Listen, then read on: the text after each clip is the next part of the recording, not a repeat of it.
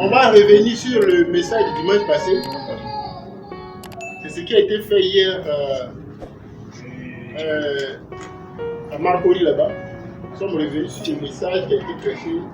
Chacun a participé et nous sommes sortis vraiment fortifiés.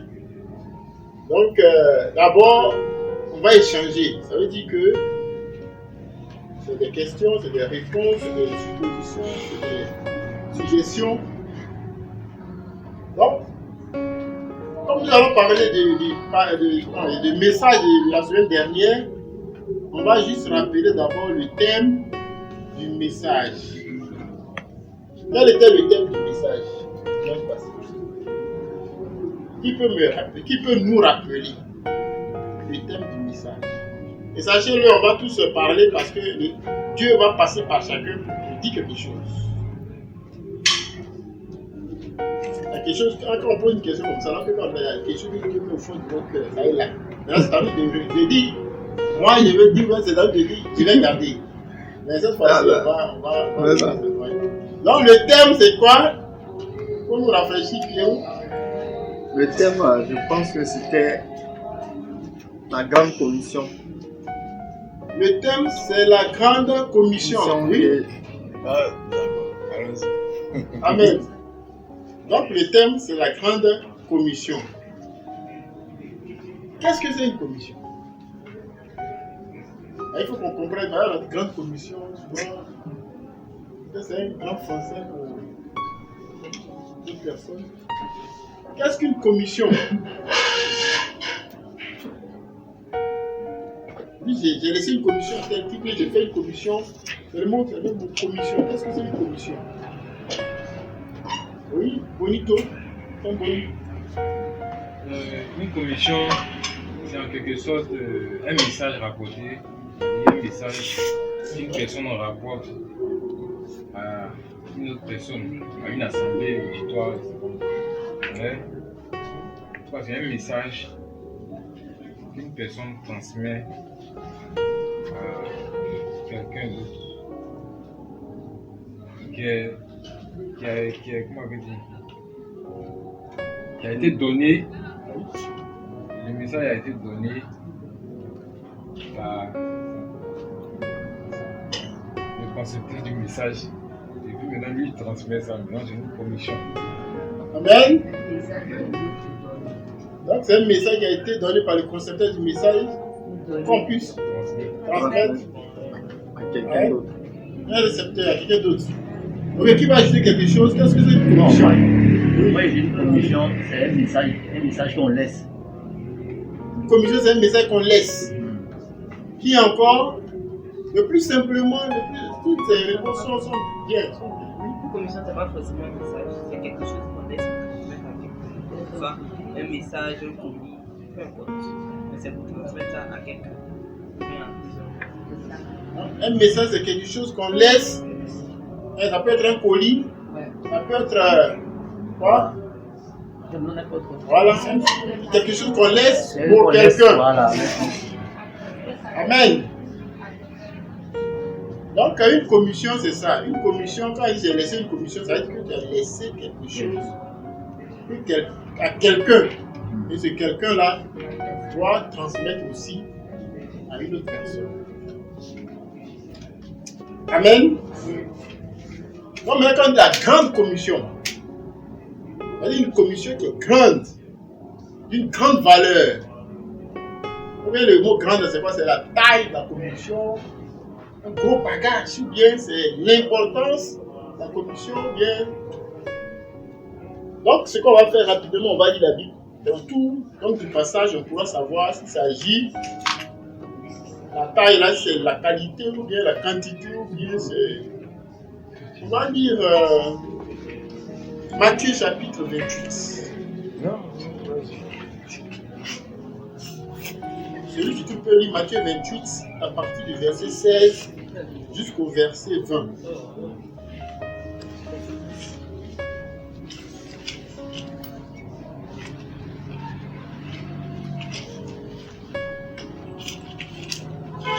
Oui. Matthieu 28, 16 à. Matthieu 28, verset 16 au 20. Oui. Je lis la parole du Seigneur. Les 11 disciples allèrent en Galilée, sur la montagne que Jésus leur avait désignée. Quand ils le virent, ils se prosternèrent devant lui. Mais quelques-uns eurent des doutes. Jésus s'étant approché, leur parla ainsi. Tout pouvoir m'a été donné dans le ciel et sur la terre. Allez, faites de toutes les nations des disciples, les baptisant au nom du Père, du Fils et du Saint-Esprit, et enseignez-leur à observer tout ce que je vous ai prescrit. Et voici, je suis avec vous tous les jours jusqu'à la fin du monde. Amen. Amen. Frère, ce passage-là, on le connaît. Il est très, très, très important. On le connaît bien. Le contexte, c'est quoi? C'est que quand Jésus a été crucifié, avant d'être crucifié, il a dit à ses disciples, aux apôtres, que les païens vont le crucifier. Quand ils vont le crucifier, ils vont l'enterrer. Troisième jour, il va être ressuscité. Mais il leur a dit qu'ils vont se rencontrer quelque part là-bas en Galilée, sur une montagne. Que c'est là-bas Jésus va aller les rencontrer après sa résurrection. Donc quand Jésus a été enterré, au moment où il n'était pas encore ressuscité même, déjà, les disciples se sont souvenus de cette parole, ils sont partis. Et ça, on dit les 11 disciples allèrent en Galilée, sur la montagne que Jésus leur avait désignée. Quand ils vivaient la désignée, maintenant, ils sont partis. Et Jésus est arrivé. Ils étaient 11 parce que Judas, lui, il s'était donné à la mort. Judas a trahi, il s'est donné à la mort. Donc, quand ils sont arrivés, la Bible dit que quand ils le virent, ils se prosternaient devant lui. Mais quelques-uns eurent des doutes. C'est-à-dire, ils l'ont vu, mais parmi eux, il y en a qui avaient. Quand ils se prosternaient, mais quand ils avaient des doutes, est-ce que c'est lui-même vraiment? Est-ce que c'est Jésus? Lui qu'on a vu mort, on a enterré, est-ce que c'est lui? Des doutes. Mais Jésus est venu, on dit, Jésus s'étant approché, leur parla ainsi. Tout pouvoir m'a été donné dans le ciel et sur la terre. Allez, faites de toutes les nations des disciples, les baptisant au nom du Père et du Fils et du Saint-Esprit, et enseignez-leur à observer tout ce que je vous ai prescrit. Et voici, je suis avec vous tous les jours jusqu'à la fin du monde. Frères et sœurs, ici, qu'est-ce qui s'est passé? On a déjà eu des doutes. Mais qui a une fois douté de quelque chose? Moi, j'ai une fois douté. Plusieurs fois. Donc, frères et sœurs, on peut douter. Il y a des doutes qui sont importants. Les philosophes parlent de doutes, je ne sais pas comment on appelle ça, le doute qui remet en cause pour rechercher la vérité. Le doute douteux. Ouais, le doute. Le scepticisme. Un doute douteux. Ok, c'est-à-dire quand on te dit quelque chose, tu n'avales pas ça comme ça déjà. Ce n'est pas Tu remets en question pour rechercher de façon peut-être la vérité. Ça, c'est un doute qui construit. Mais le doute qui comprend pas bien, qui met dans les hésitations, ça c'est dans ce cas-là. Donc les disciples ont eu le doute. Mais frère, quand Jésus est venu, qu'est-ce qu'il a fait? Il n'a rien dit. Lui, il leur a donné son enseignement. C'est tout. Parce que actuellement, on est en train de parler de la grande commission. Jésus est venu spécialement sur la montagne pour faire cette commission-là. Il a laissé la commission. Quand tu lis le livre des Actes, des apôtres, quand il a fini de faire la commission, il a monté. Malgré leur doute ou pas, Jésus a fait quoi? Il leur a donné toute la commission, c'est pas ça? Ça veut dire qu'on soit ici, qu'on soit en train de douter de Dieu, qu'on soit en train de douter de quoi que ce soit, la commission est là. C'est pour nous tous. Jésus n'a pas trié. Toi tu doutes, il faut passer à gauche. Toi tu es encore petit, il faut passer à droite. Et il dit, il leur a donné la commission. Mes frères et sœurs, si une personne veut donner, veut aller remettre une somme de 200 000 francs à quelqu'un qui a Djamil, lui il a 13 000, la personne a Djamil. Et puis il a un enfant qui a 20 ans. Il a un autre enfant qui a 5 ans. À qui, de façon préférable, il va remettre les 200 000 francs pour aller donner au monsieur. Oui, Pour les 20 ans. celui de 20 ans. Mais pourquoi? Parce qu'il est voilà. La maturité. Parce qu'il est mature, parce qu'il est conscient. Et puis on sait qu'il connaît peut-être jamais. Donc, voilà. Amen. Donc, vous voyez, donc pour faire une commission à quelqu'un, il y a des critères. Est-ce qu'il est capable de transmettre la commission? Est-ce qu'il va garder la commission? Quand j'étais encore très jeune, mon papa m'a envoyé au milieu des gens où ils sont en train de. Les jeux sont réunis, ils sont en train de faire des jugements. Et d'aller appeler quelqu'un pour venir, ils vont boire. Donc quand ils sont arrivés, j'ai regardé là-bas jusqu'à. Je ne vais pas arriver là-bas. Je suis revenu et puis il dit à mon papa, il dit qu'il ne boit pas. Je dis qu'il ne boit pas, et puis allez, je me suis tiré de l'épée. Mais les ministres qui suivent là, Bangui ils ont fini maintenant, et puis maintenant il est arrivé. Frère, ça veut dire que je n'ai pas fait la commission. Donc c'est comme ça, Dieu aussi, il envoie une grande commission. Et puis il nous donne la commission. On a dit ici qu'un enfant de 5 ans, on ne peut pas lui donner les 200 000 francs pour aller à Djamil. Pourquoi? Parce qu'il n'est pas mature, parce qu'il ne peut pas se défendre, parce que même il peut m'arriver que quand je trouve l'argent, je ne connais pas la valeur. Donc si nous, malgré les doutes et quoi, Jésus nous a transmis cette commission-là, ça veut dire que on est capable. Lui, il a dit qu'il est avec nous. Amen. Donc la grande commission, elle est grande par sa qualité, par son importance. La commission est très importante. Elle est importante. Moi, je peux dire que peut-être c'est à cause de cette commission que Jésus est ressuscité pour venir maintenant. Puis lui-même, quand il est venu, son travail c'était quoi? C'était d'aller dans les villes, annoncer la bonne nouvelle, guérir les malades, multiplier les pains, nourrir les. Alors comme lui n'est pas là, c'est vous maintenant les apôtres qui êtes là. Vous les disciples, au moment où il était là, c'est ça il les a appelés les 11, puis il leur a confié cette commission.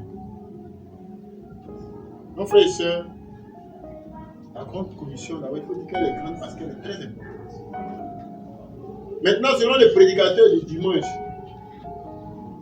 il a développé cette commission-là en combien de points?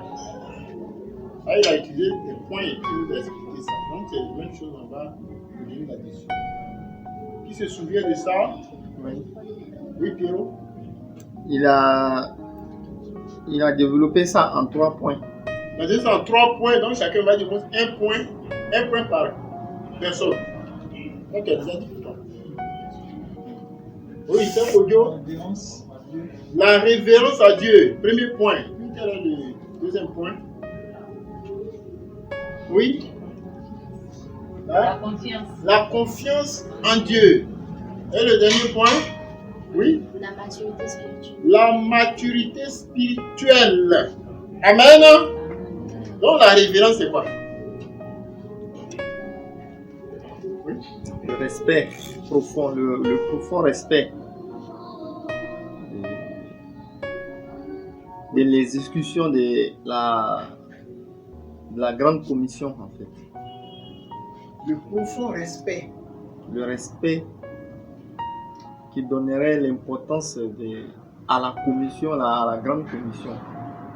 D'accord. Donc la révérence, c'est le respect qui donnerait De l'importance de à la l'importance grande à la grande commission. commission. Amen. Donc qui peut me dire un peu la révérence, c'est quoi encore? Tu peux ajouter quelque chose? Ou bien qui peut expliquer un cas de révérence? Oui. La référence, en fait, comme il a dit, le respect surtout à Dieu. Dieu qui nous a donné cette commission. Amen. Donc la révérence, au fait, c'est le profond respect. Oui, oui. La révérence, c'est la soumission. La révérence, c'est la soumission. Se soumettre totalement à tout ce qui lui sera donné, à tous les préceptes de Dieu. Jésus est venu laisser par rapport à la grande commission. La révérence, c'est toute la soumission à tout ce que Jésus a donné par rapport à la grande commission. Ok, tout ça c'est juste. Oui.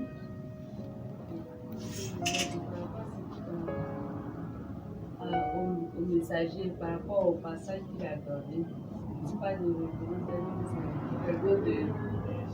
c'est se soumettre, être sous le pouvoir de quelqu'un de suprême. Et ce qu'il a dit dans le passage qu'il a donné, c'est que Dieu il est au-dessus de tout. C'est lui qui a créé le ciel, la terre, tout ce que nous avons. Donc nous devons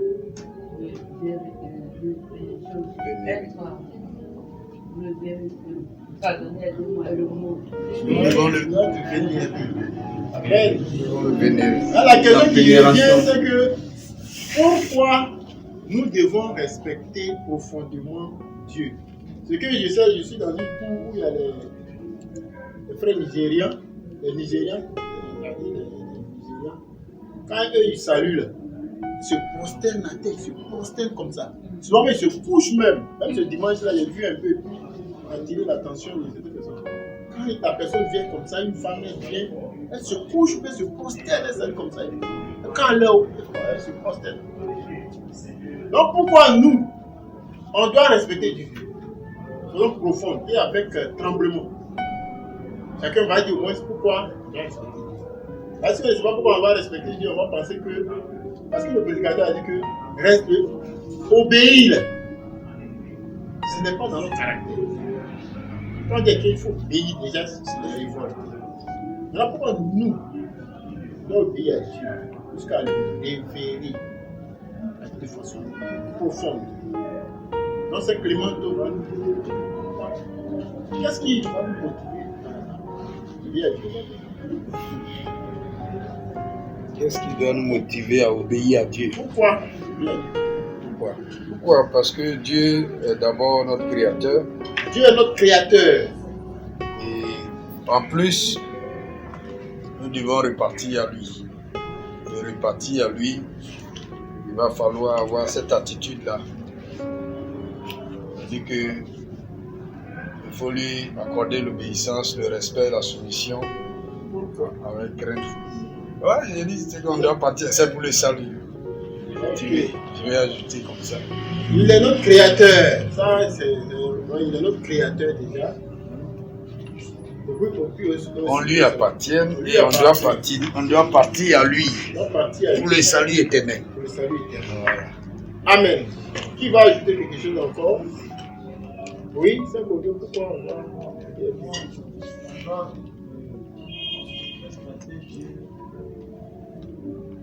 Parce qu'il est grand. Il est grand. Il est grand, il est suprême. Il est suprême. Et il peut tout. Il n'a rien. Il peut détruire ma vie comme il peut. Donc, voici quelqu'un va aider dans la parole. Si tu vas faire la guerre à quelqu'un avec tu sais que tu ne peux pas aller, vaut mieux faire la paix. Donc on sait que si on va en guerre contre Dieu, on ne peut jamais gagner. Donc voilà pourquoi on doit aussi lui obéir. Oui, Fernando? Ok, pour moi on doit obéir à Dieu. Parce que seul Dieu est bon. Donc, Dieu est bon. Voilà. C'est ça, Dieu est bon. Dieu est bon. Et seul Dieu est fidèle. Dieu est fidèle. Ouais. Et puis il est aussi riche en bonté. Maintenant, tout lui appartient. Tout lui appartient. Et puis quoi encore? Oui, notre soeur Chancel. Je dirais, en un mot, Oui. on doit lui obéir.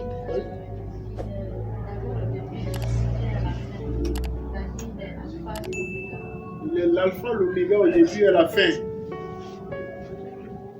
Oui, On doit obéir à Dieu parce que c'est le meilleur papa. on doit bien dire parce que c'est le meilleur papa. Le meilleur papa. Ah, c'est bien dit. Qui peut ajouter quelque chose encore? Un meilleur papa, ça veut dire que. Pourquoi on dit le meilleur? C'est facile, si tu le vois comme ton papa, c'est facile de l'obéir. D'accord? Il n'y a personne qui désobéit à ses parents. Amen. Amen. Un dernier. Moi, il dit. Parce qu'il est rempli d'amour. Il est rempli d'amour. Dieu nous aime. 1 Jean 5, verset 3. Il est rempli d'amour. Donc nous devons lui obéir. On va lire 1 Jean 5, verset 3.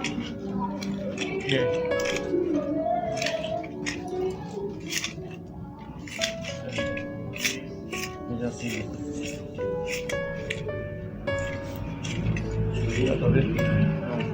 Oui, 1 Jean 5, verset 3. 3. Je lis la parole. Amen. Je vais lire. Vas-y. Oli, vas-y. Bon, je lis la parole. 1 Jean 5, verset 3. Car l'amour de Dieu consiste à garder ses commandements. Et ses commandements ne sont pas pénibles. Parce... Amen. Verset 3. Ah, verset 3. C'est une autre version. C'est parole de vie. Parole de vie. Oui, aimer Dieu, c'est garder ses commandements. Et ses commandements ne sont pas difficiles. Amen. Amen. Oui. Il y a une autre version là-bas. La même version, ok. Car l'amour de Dieu consiste à garder ses commandements et ses commandements ne sont pas pénibles. Donc, frères et sœurs, vous avez dit que Dieu, il est le meilleur papa et nous aime. Quelqu'un qui t'aime, toi aussi, tu vas l'aimer. Alléluia. L'amour appelle l'amour. Donc notre Dieu, il est amour. Son amour est grand. Donc face à cet amour, on ne peut pas résister. Il ne nous force pas, et il ne nous oblige pas, mais il nous aime. Donc face à l'amour, nous aussi, on doit obéir à Dieu. En cherchant aussi à l'aimer, on doit aussi respecter ses commandements. L'amour de Dieu, là, c'est respecter ses commandements. L'amour de Dieu, c'est aimer Dieu, ça veut dire que je respecte ses commandements. Quand quelqu'un dit que j'aime Dieu, ça veut dire qu'il est en train de respecter ses commandements. Alors que tu respectes ses commandements, tu es en train de lui obéir. Donc, le prédicateur du dimanche passé a dit que pour que nous puissions être aptes à la grande commission, il faut que nous développions ces valeurs-là. La révérence, l'obéissance totale à Dieu. Donc c'est ce que nous avons dit. Pourquoi on obéit? Comment on obéit? Tout ça, on peut spéculer dessus, on peut méditer dessus, de longues méditations. Pourquoi je dois obéir à Dieu? Quand quelqu'un dit qu'il faut m'obéir, lui il a dit meilleur papa. Il y a des papas même là, les enfants les frappent. Il y a des papas là, leurs enfants ne leur obéissent pas. Il y a des enfants qui obéissent au voisin que à son papa. Le papa il appuie jusqu'à la suite, il est dans le caniveau. Bon, si toi tu ne connais pas Dieu, tu ne peux pas. C'est papa là, si tu ne connais pas Dieu, tu ne peux pas passer avec lui. Donc, c'est l'amour là. Et notre Père qui est capable de tout. C'est ça qui nous amène à lui obéir. Donc, pourquoi obéir à Dieu à la maison? On peut développer encore. Là, ça va approfondir notre révérence envers Dieu. Ça fait que quand tu es là, ils sont en train de chanter, tu peux t'asseoir à terre sans tenir compte des hommes. Et quand tu obéis à Dieu et qu'il te donne la commission, quel que soit ce que tu vas avoir devant, tu vas faire la commission. Sinon, quand tu dois donner la commission, il te pose des trucs. Maintenant, quand tu viens, tu trouves là. Tu viens, tu trouves la commission et tu trouves là. Souvent, même là, c'est un colis, même, c'est gâté même. Vraiment, la maltraité. Donc, nous devons avoir la révérence pour Dieu. Amen. Amen. Et on va continuer de lire le même passage qu'on vient de lire, 1 Jean 5, 3. Je vais lire maintenant la suite 3 à 4. Tu peux continuer. Déjà 5, verset 30. Oui, aimer Dieu, c'est garder ses commandements. Et ses commandements ne sont pas difficiles. Parce que tous ceux qui sont enfants de Dieu peuvent vaincre le monde. Et ce qui nous rend vainqueurs du monde, c'est notre foi. Amen. Amen. Ah, c'est pour la parole de vie. Parole de vie. Merci pour la parole de vie. Je vais lire aussi en 8 secondes. Car l'amour de Dieu consiste à garder ses commandements et ses commandements ne sont pas difficiles, ne sont pas pénibles. Parce que ce qui est né de Dieu triomphe du monde. Et la victoire qui triomphe du monde, c'est la foi. La victoire qui triomphe du monde, c'est quoi? La foi. La foi en qui? Bien en quoi? La foi en Dieu. Ce n'est pas la foi en nos biens. Foi en Jésus. Il y a beaucoup d'argent, donc devait triompher du monde. Amen. Amen. Donc le deuxième point aussi, la deuxième valeur à développer pour être apte pour qu'on puisse faire la grande commission, c'est la foi. La foi en Dieu. Mais pourquoi on doit avoir foi en Dieu? C'est une question qui va nous amener chaque jour à réfléchir. Et quand tu sais le pourquoi que tu es en train d'avoir foi en Dieu, tu n'as plus de doute. Alors le pourquoi est fondé. Mais si ne sais pas pourquoi, tu dis comme mes parents disent dans le cas obéir à Dieu, j'obéis à Dieu. C'est aussi un pourquoi qui est là.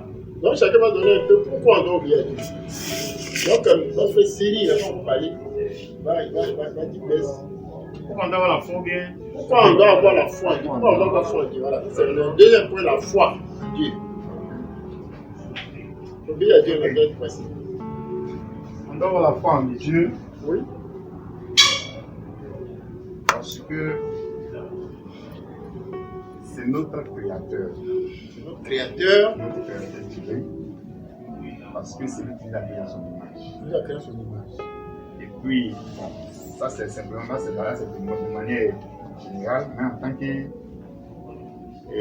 nous qui aspirons, d'abord, nous qui sommes les enfants de Dieu, et ceux qui aspirent à devenir les enfants de Dieu, ils mettent leur confiance en lui parce qu'ils savent que tout problème, tu peux avoir une solution. Amen. Dans toute situation. Dans toute situation, Dieu peut avoir une solution. Dieu donc, a la solution à tous nos problèmes. À tous nos problèmes. Donc il faut mettre sa confiance en lui pour qu'on puisse subsister. Amen. Donc, la confiance en Dieu, c'est la foi. Hein? Ça, on est en train de dire pourquoi on doit avoir foi en Dieu. Donc, notre frère Joël n'a pas encore parlé aussi. Pourquoi on doit avoir foi en Dieu? Pourquoi croire en lui, avoir foi en lui, compter sur lui? Oui. C'est l'être suprême. Parce qu'il est suprême, on doit avoir foi en lui. Oui, c'est un recours. C'est un abri sûr. Un abri sûr, un recours sûr. Avec Dieu, on ne tape pas photo. L'homme peut décevoir, mais Dieu ne peut pas décevoir. Dieu ne déçoit jamais. Nous devons avoir confiance en Dieu. Il va dire encore quelque chose pour ajouter. D'accord. On doit avoir foi en Dieu. Numéro 1, parce que Dieu d'abord, personne n'a vu Dieu. Personne n'a vu Dieu. Voilà. C'est là le problème. Voilà, personne n'a vu Dieu. Et ses promesses, c'est-à-dire dans les Écritures, ce qu'il a dit comme promesse, ces promesses sont rassurantes, c'est convaincant. Ces promesses convainquent. Voilà, ça convainc. Donc, c'est à travers ces promesses-là qui nous poussent à avoir foi en lui. En lisant les Écritures, on découvre qui il est en réalité. Et on voit que ce qu'il est en train de dire, c'est ce qui est bon pour nous. Voilà. Et puis aussi, on permet de comprendre ce qui va arriver après la mort, tout ça dans l'éternité. Ça développe en nous notre foi. Mais il y a des parents qui nous font des bonnes promesses. Mais souvent, quand quelqu'un dit, quand ils font des bonnes, souvent les politiciens, quand ils font des bonnes promesses. Souvent, ils font des promesses, mais quand même, il y a des groupes qui disent que nous, on ne croit pas en ce qu'ils disent. Donc, les promesses sont là. Maintenant, ces promesses-là, pourquoi croire en ces promesses? C'est Dieu qui a fait ces promesses. Pourquoi on croit? Si quelqu'un veut faire des promesses, est-ce qu'on croit?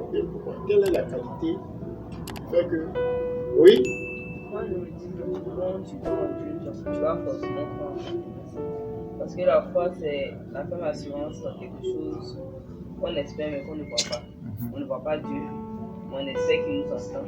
Amen. On croit qu'il nous écoute. Donc, si on croit que Dieu existe, donc forcément on a la foi.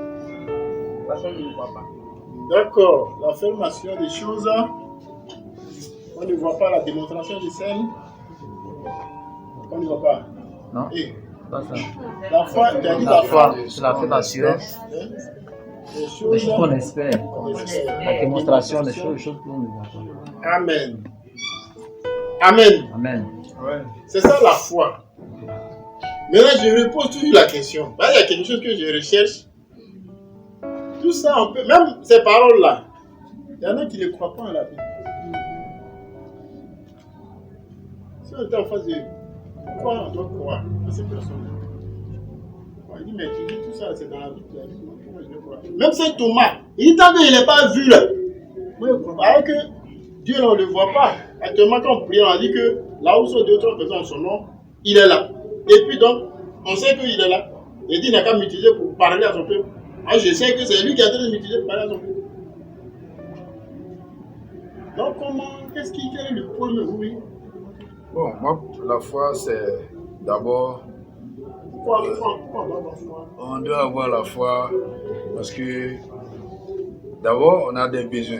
On a des besoins. Les besoins. On a foi en Dieu. Voilà, on doit avoir foi en Dieu parce qu'on a les besoins et c'est Dieu qui a la capacité. Dieu a la capacité, oui. De tout réaliser. De tout réaliser. Donc, ça peut être des besoins pour nos bien-être dans ce monde et des besoins pour notre vie spirituelle. Amen. Par rapport au salut, en parlant de salut plutôt.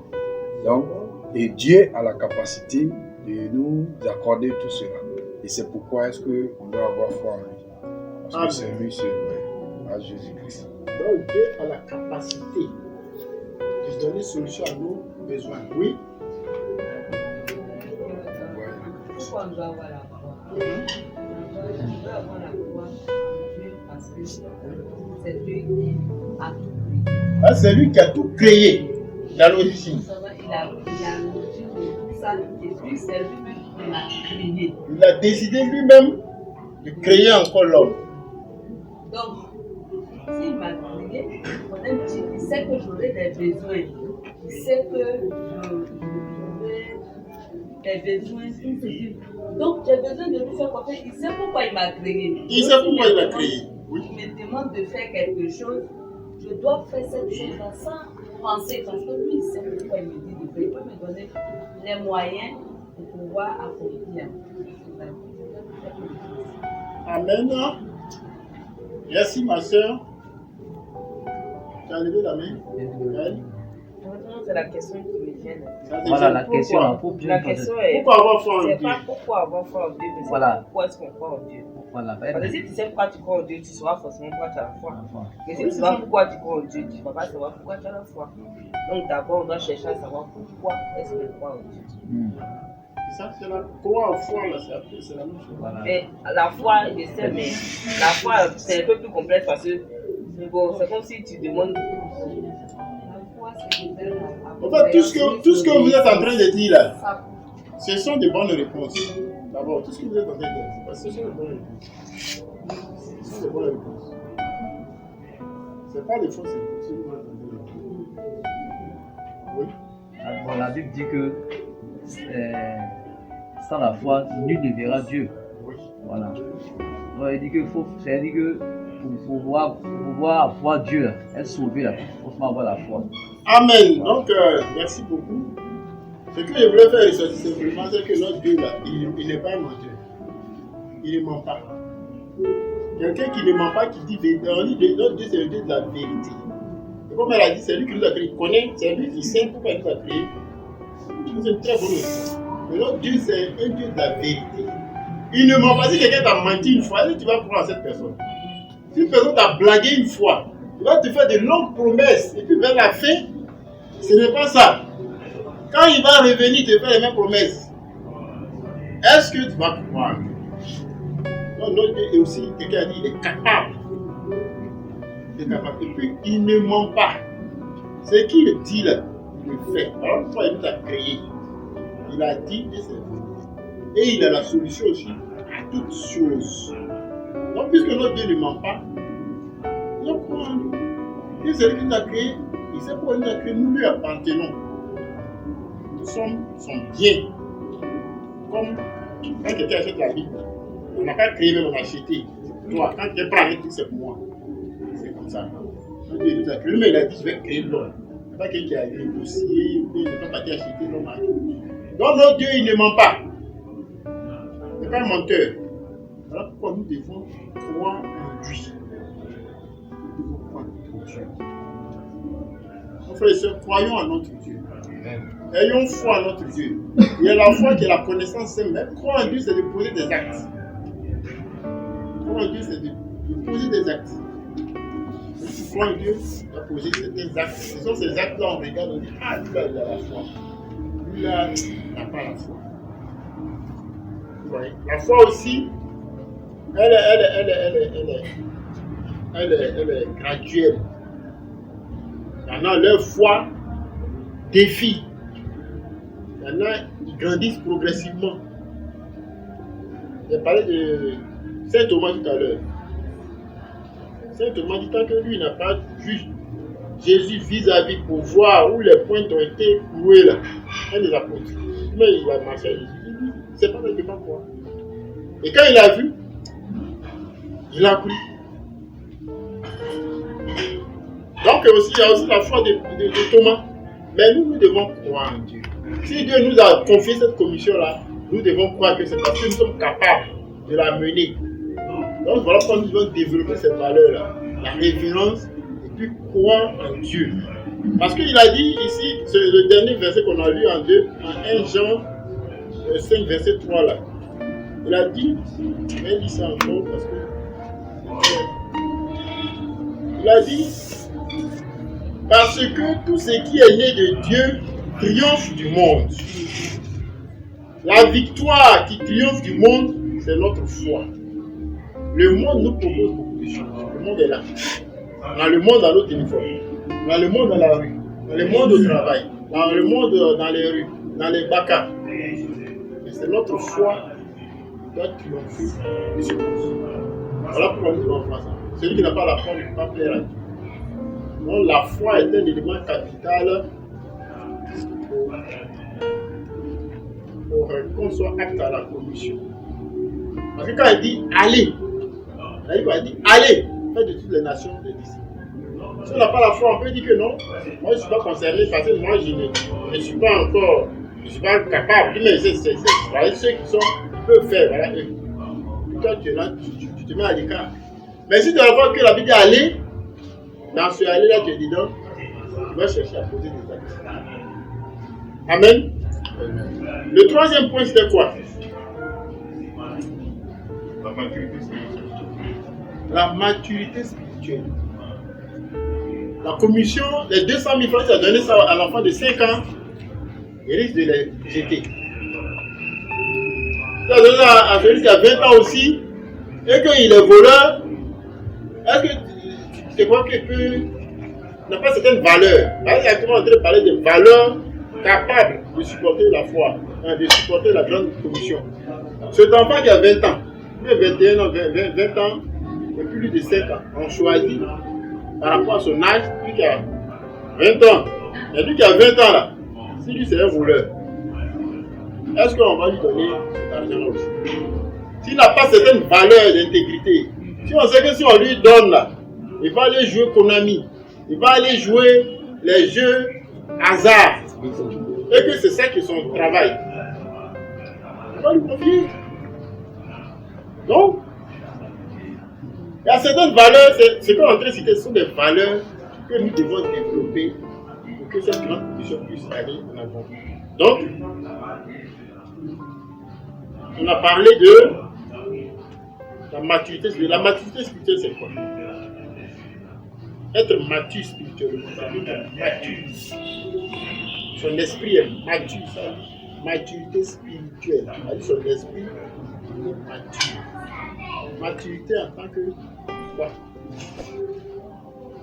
Donc bonito. La maturité c'est quoi? Quelqu'un va dire le Maturité, c'est avoir l'expérience. Avoir l'expérience. L'expérience devant toute situation qui Oui. se présente à vous, Voilà. qui préalablement vous étiez sujet à ces genres d'obstacles.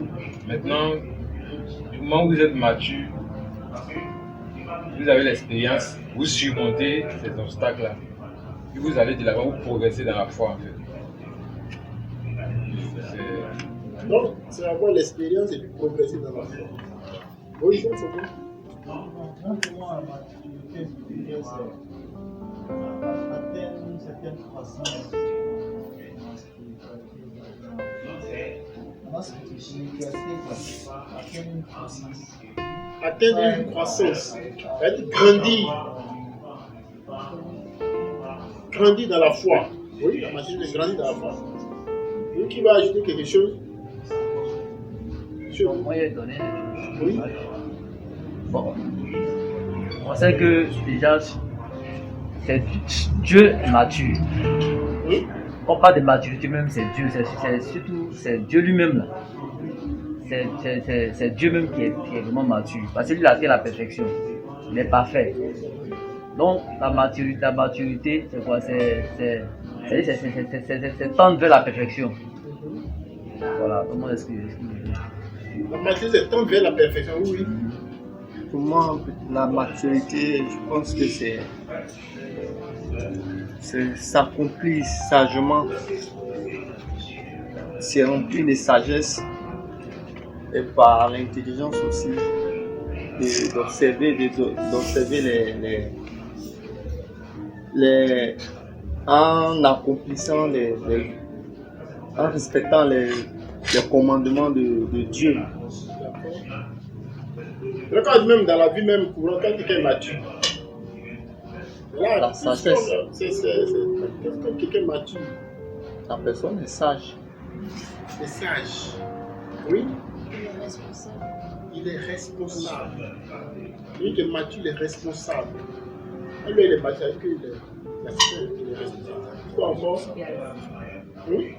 Quelqu'un qui a assez de poser, de réfléchir. Poser, réfléchir. Amen. Donc on va lire un passage, 1 Corinthiens. 1 Corinthiens, chapitre 2.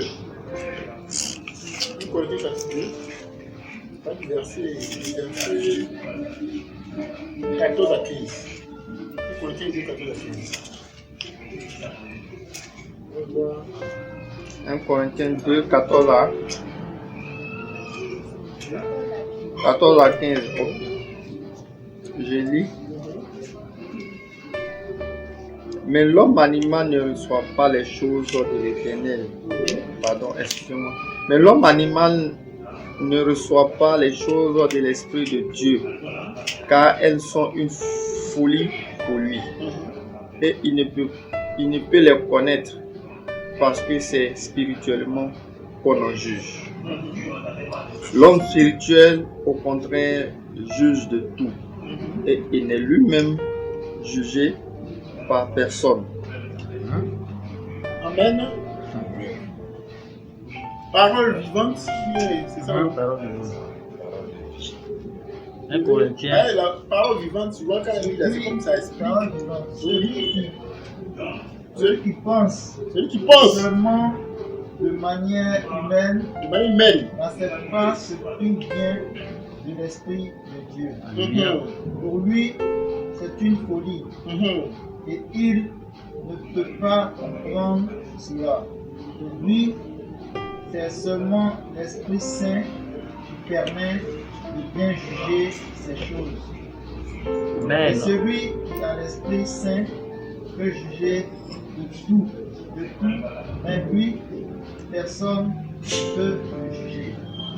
Amen. Ah, voici. Moi, souvent, quand quelqu'un dit quelque chose et puis on dit non, c'est pas comme ça, il y en a qui disent non, Dieu dit de ne pas juger. Tu juges. C'est Dieu seul qui juge. Mais quand on lit ça là clairement, ici, la Bible dit ici, dans l'homme animal, c'est-à-dire que l'homme qui a des réactions purement humaines, la Bible dit que c'est l'homme animal. Parce que l'homme même en tant que tel, s'il n'a pas l'esprit de Dieu, s'il n'a pas l'esprit d'intelligence, l'homme que Dieu a mis en lui là, nous avons des animaux, une tête sur la terre. Et l'homme animal, lui, il ne peut pas comprendre les choses spirituelles. C'est une folie pour lui. Vous voyez, le pétrole est en train de couler dans la classe et puis on dit non, il ne faut pas tricher. Peut-être que moi je ne triche pas. Ça passe qu'il ne triche pas. C'est que ça, c'est une fou. Hein? Pétrole, pas que merci. Et puis il ne veut pas.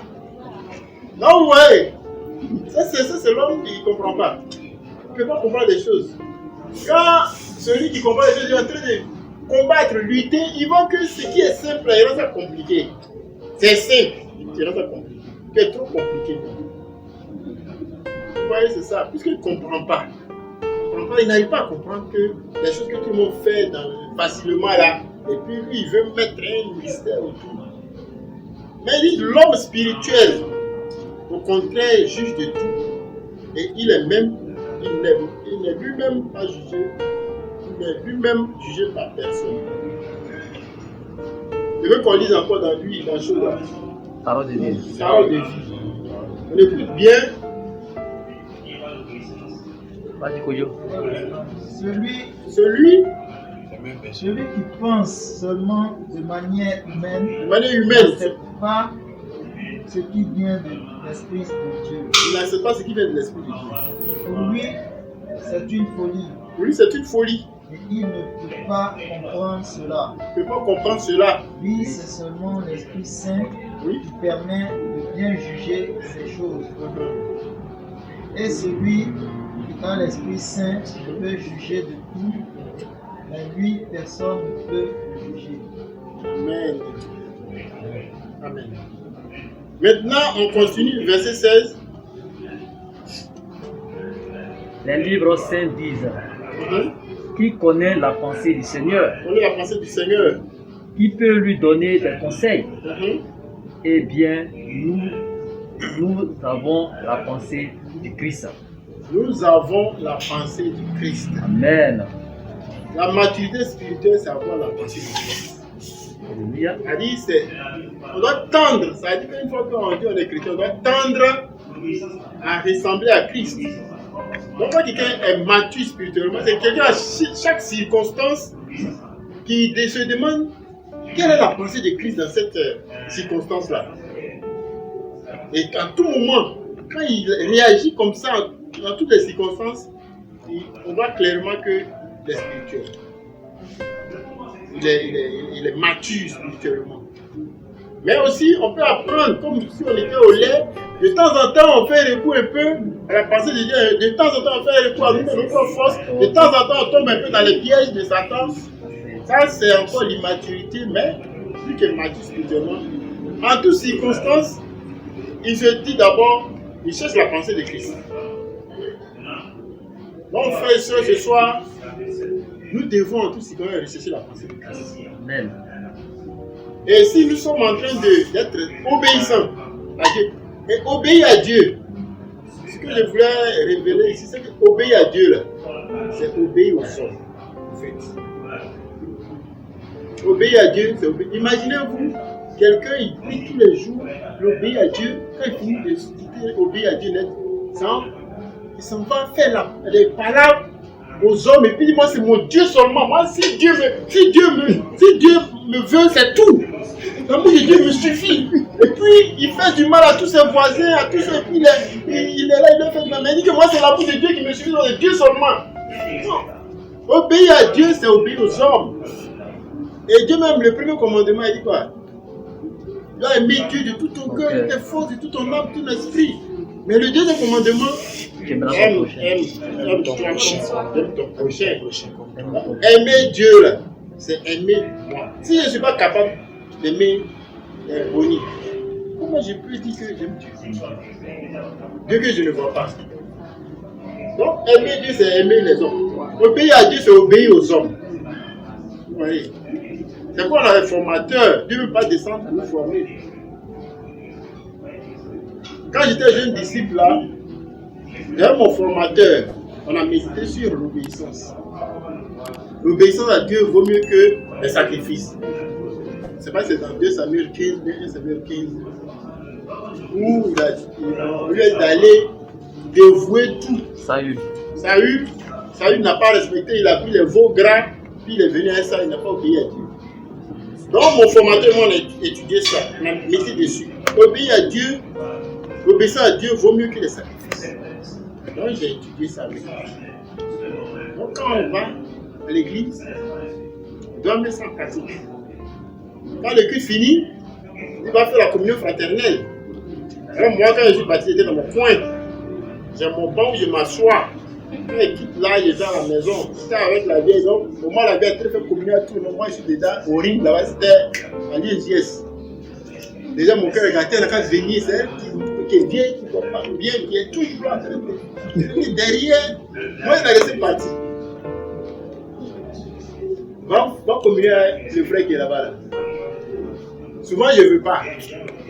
Quand je ne veux pas, il y a obéissance. L'obéissance vaut mieux que le sacrifice. Je vais obéir, je vais communier. Souvent, mais il arrive, là, moi je suis en train de faire une marche pour venir, il dit aujourd'hui il fait chaud, donc il va demander 100 francs au frère qui est là-bas. Là. Tu ne vas pas marcher. Il dit, moi, mais je mange, tu peux marcher. Non. Il va demander 100 francs. Ça ne me plaît pas. Je ne veux pas aller demander 100 francs. Ah là, je dis à 100 francs, j'ai honte. Je suis orgueilleux, je vais aller demander 100 francs avec les gens. L'obéissance, j'ai demandé. C'est comme ça que j'ai fait. Ça fait qu'aujourd'hui, je n'ai pas de problème dans la communion fraternelle. Je peux approcher toute personne, même dans ceux qui sont là-bas. Il faut aller communier avec eux. Et ça ne dépend pas de toi-même, tu vas aller naturellement avec quelqu'un. Dans ceux qui sont là-bas, tu vas communier avec quelqu'un. Le frère qui est là-bas. Et quand tu obéis comme ça, même à lui à qui tu obéis là, quand tu regardes même là, tu peux ne pas lui obéir plus, ça n'y a rien. Mais c'est Dieu qui est dedans. Donc, quand tu obéis, déjà dans ton obéissance là, ça évangélise déjà autour de toi. Quand tu es obéissant, cette valeur se développe ça. Et puis, tu as la foi. Et puis, tu as la maturité. Autour de toi, tu n'es pas obligé souvent de dire, mon frère, allons à l'église. Quand on voit ta manière de vivre, ta manière de faire, au début, ils vont se moquer de toi. Mais vers la fin, on va se faire comme toi. Donc déjà, tu es en train de faire la commission comme ça, sans te déplacer, même aller vers les gens. Jésus t'aime, prends ton temps dans ton entourage, dans ton travail, dans ton école, et sur la voie, dans ta commune, tes voisins, et ils voient comment tu vis, ils voient comment tu fais. Et même, tu vas dans quel église? Tu vas dans quel église? Elle dit que ton frère va choisir. Donc, frères et sœurs, ce sont des valeurs qu'on les développe. C'est pas facile à les développer, mais quand on les développe, on est en train de déjà faire la commission comme ça. La grande commission. Et la grande commission, c'est un impératif, c'est un commandement. Si on a dit que Jésus est notre Seigneur, notre Sauveur, c'est un commandement. Il dit quoi? Allez! Le verbe aller est à l'impératif. L'impératif, ça veut dire qu'il donne un ordre. Faites de toutes les nations les disciples. On doit les baptiser. Mais là, le point saillant encore, on doit leur enseigner à obéir. Puisque nous-mêmes nous sommes obéissants, nous partons à notre temps de formation. Nous formons. Nous aussi, on doit aller former. Mais si moi je forme seulement et puis je ne veux pas qu'on me forme, pourquoi je ne fais même pas mon temps de formation? Parce que je ne veux pas que souvent il peut y avoir des circonstances. Mais souvent, c'est des décisions qu'on prend de façon délibérée, clairement. Vous savez que ce n'est pas très obéi. Mon frère et soeur, la commission est importante. Dieu ne peut pas donner ça à n'importe qui. C'est parce que nous aussi, on est très importants à cette vie. Nous qui sommes ses enfants, c'est pas nous qui avons confié la commission. La commission, ça dit que Jésus-Christ est venu sur la terre. Il est mort pour nos péchés. Et nous, on a cru, on est sauvés. Donc nous aussi, on doit aller donner ce message-là aux gens pour qu'eux aussi, ils soient sauvés. Parce que Jésus est venu pour le salut des âmes. Il n'est plus là. Son esprit est là. Qu'est-ce que nous sommes en train de faire?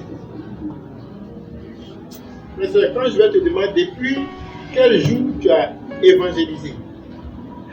Tu as échangé à quelqu'un pour l'évangéliser, pour parler de Dieu, pour l'inviter. La réponse, depuis quand? C'est une question à laquelle chacun répond intérieurement. C'est ça.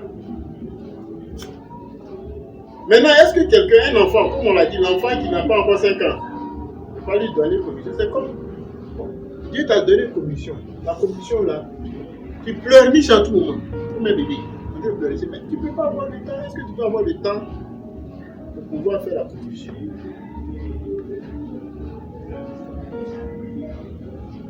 Si toi-même, tu ne te comprends pas, tu te cherches. Ah, il y en a quand tu dis tu me cherches.